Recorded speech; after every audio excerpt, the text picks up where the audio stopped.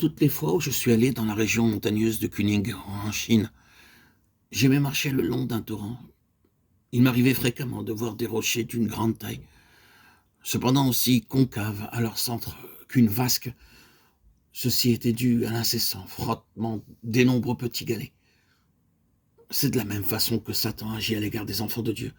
Au lieu de les abattre par un grand coup, il essaie d'user les saints jour après jour, de manière à ce que, sans qu'ils s'en rendent compte, ils soient sévèrement blessés après un certain laps de temps. Et Satan usera les saints du Très-Haut. Daniel 7, 25. User veut dire consumer lentement. Il nous est plus difficile de reconnaître que Satan est celui qui use les saints que de le comparer à un lion rugissant. Cependant, l'œuvre qui consiste à consumer lentement les saints a déjà commencé.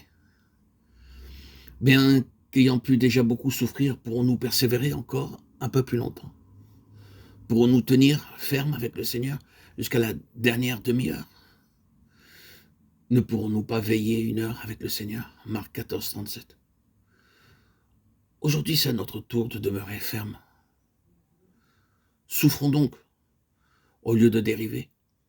Au point où nous sommes parvenus, nous avons besoin d'être encouragés par le Seigneur, de même que Paul encouragea Timothée. Je te rappelle de ranimer le don de grâce de Dieu qui est en toi, de Timothée 1,6. Que notre premier amour puisse être ranimé. L'écrivain de l'Épître aux Hébreux semblait être conscient que quelques-uns des frères paraissaient ne pas l'atteindre. Ce fameux repos, Hébreux 4.1, leur amour envers le Seigneur paraissait s'affaiblir. Et c'est pourquoi, plus loin dans sa lettre, il les exhortera à relever leurs mains languissantes et leurs genoux affaiblis. Hébreux 12.12. Le secret, selon Dieu, c'est de pouvoir persévérer jusqu'à la dernière demi-heure. Bien que les ténèbres soient épaisses, elles ne dureront pas toujours. Car Isaïe 21.12 nous rappelle que la sentinelle répond, le matin vient et la nuit aussi. C'est maintenant la sombre nuit, mais bientôt le matin va venir.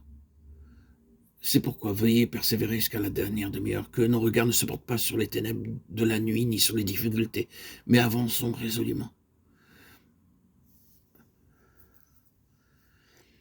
Il n'y aurait aucun gain à cesser d'avancer aujourd'hui, il n'y aurait aucun avantage à nous relâcher maintenant, car presque aussitôt, l'autre bord serait atteint.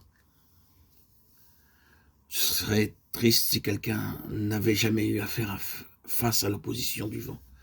Si quelqu'un n'a jamais connu l'amertume, la corruption et la tyrannie de ce monde, il n'a pas même commencé son voyage.